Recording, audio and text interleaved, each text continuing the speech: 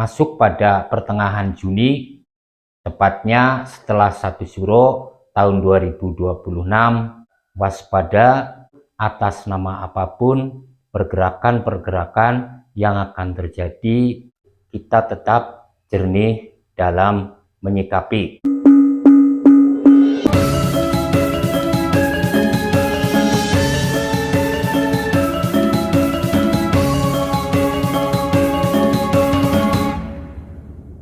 Salam Rahayu 2026 ini 1 Syuro jatuh pada tanggal 18 Juni.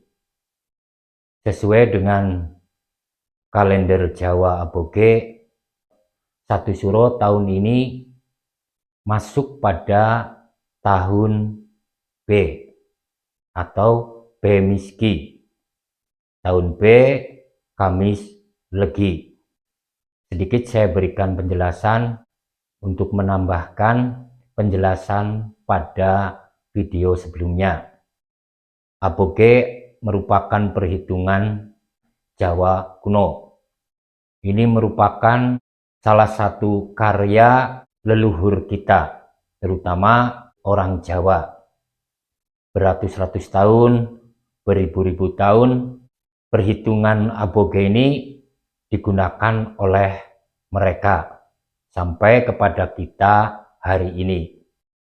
Kemudian untuk Asapon adalah perhitungan dalam kalender Jawa modern di era Kesultanan.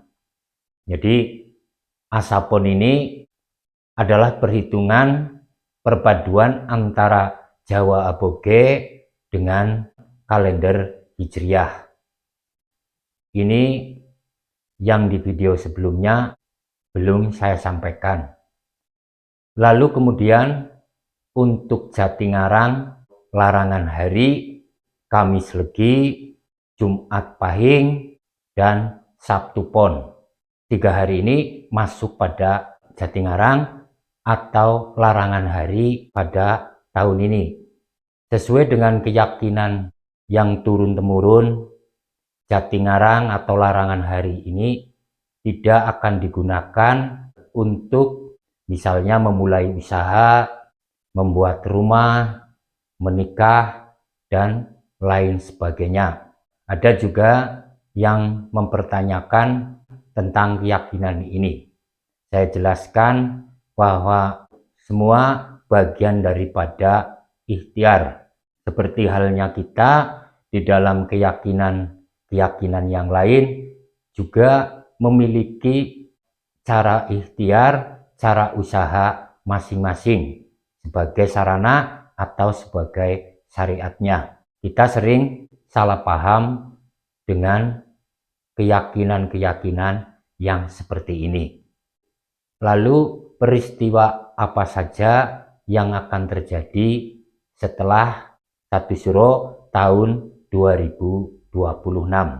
Seperti yang saat ini sudah kita sama-sama rasakan, setelah 1 Syuro tahun ini akan menjadi puncak dari krisis ekonomi. Ketika di bulan-bulan sebelumnya kita sudah merasakan kesulitan ekonomi, usaha semakin sulit, maka masuk pada pertengahan Juni, tepatnya setelah 1 Syuro tahun 2026, akan semakin merasakan kesulitan. Dan ini menyeluruh, tidak hanya di negara kita, akan tetapi krisis ini juga melanda seluruh dunia. Peristiwa berikutnya, banyak orang-orang besar yang nyandang wirang atau akan dipermalukan. Tentunya ini buah dari apa yang selama ini mereka tanam. Jadi memang dari 2025 awal sampai hari ini sedang terjadi dan akan terus terjadi sampai benar-benar semua kembali kepada yang sejatinya, bukan yang seolah-olah, bukan yang palsu. Kemudian musibah atau bencana masih akan terjadi. Kalau pada tahun sebelumnya bencana atau musibah yang terjadi dominan bersumber dari air. Namun pada tahun ini bersumber dari api. Jadi akan banyak kebakaran-kebakaran yang terjadi. Terutama para petani ini akan mengalami kesulitan-kesulitan. Sesuai dengan Primbon Jawa, satu suro bemiski dominan kemarau. Ini akan mengakibatkan melemahnya perekonomian, terutama perekonomian menengah ke bawah. Peristiwa berikutnya banyak kedoliman yang akan terungkap. Kalau sebelumnya kita sama-sama tahu dan kita sama-sama saksikan orang-orang yang selama ini melakukan keburukan, melakukan kejahatan atas nama keyakinan, satu persatu mulai terungkap. Dan ini merupakan ketentuan, karena memang sudah waktunya orang-orang seperti ini tidak lagi berkuasa.